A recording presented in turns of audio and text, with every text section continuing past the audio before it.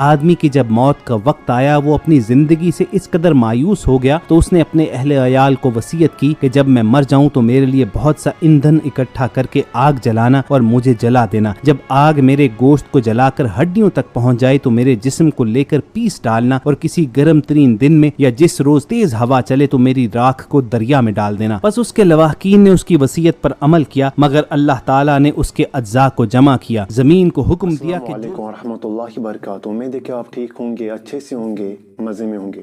دوستو آج ہم جس ویڈیو پہ ریئیکشن دینے جا رہے ہیں وہ ایک شرابی پہ، کہ کس طرح اللہ تعالیٰ نے اس کو موت دی اور اس کو اپنے نیک بندوں میں شامل کر دیا۔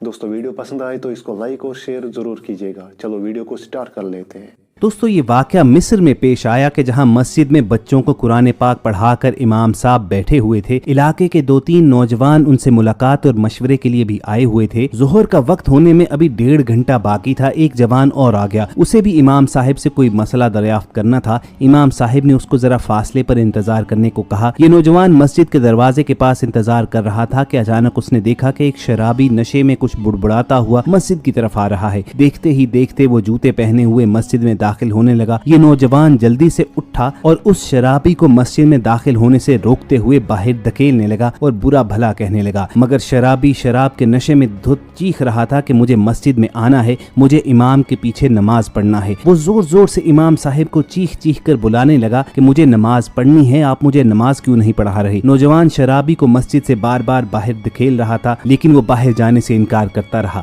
امام صاحب کے دل میں خیال آیا کہ اللہ کا ایک بندہ شراب کے نشے میں ہی صحیح مگر اللہ تعالیٰ کے حضور اپنی پیشانی رکھنا چاہتا ہے، اس کے اس مسجد کے شوق کی وجہ سے کیا عجب کہ اللہ کریم اس کو اس گندگی سے نکال دیں۔ ساتھ بیٹھے ہوئے لوگوں سے معذرت کر کے امام صاحب دروازے پر پہنچے، اپنے ہاتھوں سے شرابی کے جوتے اتارے، اس کو وضو خانہ لے کر گئے اور وضو کروایا۔ مکمل وضو کروانے کے بعد اسے اپنے ہاتھوں سے لے کر آئے، اپنی داہنی طرف کھڑا کر کے بلا وقت ہی نماز کی نیت باندھ لی، خوش الحانی سے سورہ فاتحہ پڑھنی شروع کی۔ مصر کا رہنے والا وہ شرابی چونکہ عربی تھا، سورہ فاتحہ کی قرأت پر اس پر رکت طاری ہو گئی۔ امام صاحب نے سورہ فاتحہ کے بعد سورہ الزمر کی آیت نمبر 53 تلاوت فرمائی، جس کا ترجمہ تھا، اے میرے بندے جو اپنے اوپر زیادتیاں کر چکے ہو، اللہ کی رحمت سے مایوس مت ہو، بے شک اللہ سارے گناہ معاف کر دے گا، بے شک وہ بڑا غفور ہے، بڑا رحیم ہے۔ اس آیت کے پڑھنے کے بعد امام صاحب نے رکوع اور سجدہ کیا، دوسری رکعت میں الحمد شریف کی آیات پڑھ کر اسی طرح تلاوت کی، رکوع و سجود ہوئے اور پھر امام صاحب نے داہنی طرف سلام پھیرا تو دیکھا شرابی سجدے میں سے اٹھا ہی نہیں۔ انہوں نے اس کو ہلانے کی کوشش کی تو وہ ایک طرف لڑک گیا اور اپنے خالق حقیقی سے سجدے ہی میں جا ملا۔ یہ امام صاحب کا جذبہ شفقت اور نیابت نبوت کا دعوتی شعور تھا کہ انہوں نے نبی کریم صلی اللہ علیہ وآلہ وسلم کی سنت کو تازہ کرتے ہوئے ایک شرابی کی نشے میں اپنے رب کے حضور سجدہ ریزی کی خواہش کی لاج رکھی۔ اس کو شرابی سمجھ کر نوجوان کی طرح دھکا دینے کے بجائے ان کے دل میں خیال آیا کہ میں دائی ہوں، دعوت دینے والا ہوں، اور دائی کی حیثیت ایک طبیب کی مانند ہوتی ہے۔ طبیب کا منصب یہ ہے کہ آخری درجے کے مرض میں بھی مبتلا مریض پر شفقت اور خیر خواہی کا معاملہ کرے، اور امام صاحب نے رسول کریم صلی اللہ علیہ وآلہ وسلم کے جذبہ دعوت تبلیغ ہی کو فالو کرتے ہوئے اس شرابی کو نماز پڑھائی، اسے توبہ کرنے کا موقع دیا، اور اللہ تعالیٰ کو اس کی توبہ اس قدر پسند آئی کہ اسے قبول کر لیا گیا۔ اگر امت مسلمہ کا ہر فرد جس کو اللہ تعالیٰ نے خیر الامت کا عظیم لقب دے کر نیابت نبوت کے اس منصب دعوت پر فائز فرمایا ہے، اسلام اور مسلمانوں سے نفرت کے نشے میں دھت لوگوں کو مریض جان کر شفقت سے ان کے ساتھ اپنے اللہ کے حضور سجدہ ریز کرنے کے لالچ میں ان کا حق ادا کریں تو نہ جانے کتنے کروڑ ہا کروڑ لوگ لا تقنطوا من رحمت اللہ کا نعرہ لگا کر سجدہ میں جان دینے کے لیے تیار ہو جائیں۔ کاش کہ ہم اپنا منصب سمجھتے، کاش کہ ہم یہ جان سکتے کہ اللہ تعالیٰ کی رحمت اس کے غضب پر حاوی ہے۔ صحیح مسلم میں حضرت سیدنا ابو سعید خدری رضی اللہ تعالیٰ عنہ سے رسول کریم صلی اللہ علیہ وآلہ وسلم کی ایک حدیث روایت کی گئی ہے کہ تم سے پہلی امتوں میں ایک شخص تھا جس نے 99 قتل کیے تھے۔ اس نے پوچھا کہ زمین کے لوگوں میں سب سے زیادہ عالم کون ہے؟ لوگوں نے ایک راہب کے بارے میں بتایا، وہ اس کے پاس گیا اور کہا کہ اس نے 99 قتل کیے ہیں، کیا اس کے لیے توبہ ہے؟ راہب نے کہا کہ نہیں، تیری توبہ قبول نہیں ہوگی۔ تو غصے کے عالم نے اس نے راہب کو بھی مار ڈالا اور یوں 100 قتل پورے کر لیے۔ پھر اس نے لوگوں سے पूछा कि जमीन में सबसे बड़ा आलिम कौन है। लोगों ने एक आलिम के बारे में बताया तो वो उसके पास चला गया और पूछा कि उसने 100 कत्ल किए हैं, क्या उसके लिए तौबा है? वो बोला कि हाँ है, और तौबा करने से तुझे कौन सी चीज रोकती है? तू फलां मुल्क में चला जा, वहाँ कुछ लोग हैं जो अल्लाह ताला की इबादत करते हैं, तू भी जाकर उनके साथ इबादत कर। फिर वो उस मुल्क की जानिब चल पड़ा। जब आधा सफर तय कर लिया तो उसको मौत आ गई। अब अजाब के फरिश्तों और रहमत के फरिश्तों में झगड़ा हुआ। रहमत के फरिश्तों ने कहा कि ये तौबा करके सिद्के दिल के साथ अल्लाह की जानिब मतवज्जे होकर आ रहा था, और अजाब के फरिश्तों ने कहा कि इसने कोई नेकी नहीं की है। आखिर में एक फरिश्ता आदमी की सूरत बनकर आया और उन्होंने उसको फैसला करने के लिए मुकर्रर किया। उसने कहा कि दोनों जानिब की जमीन को नापो, जिस मुल्क के करीब हो वो वहीं का रहे। सो उन्होंने जमीन को नापा तो उन्होंने उस जमीन को करीब पाया जिसका उसने इरादा किया था। बस रहमत के फरिश्ते उसको ले गए। रावी बयान करते हैं कि हमसे ये भी बयान हुआ कि जब वो मरने लगा तो अपने सीने के बल आगे की जानिब बढ़ा ताकि उस मुल्क से नजदीक हो जाए।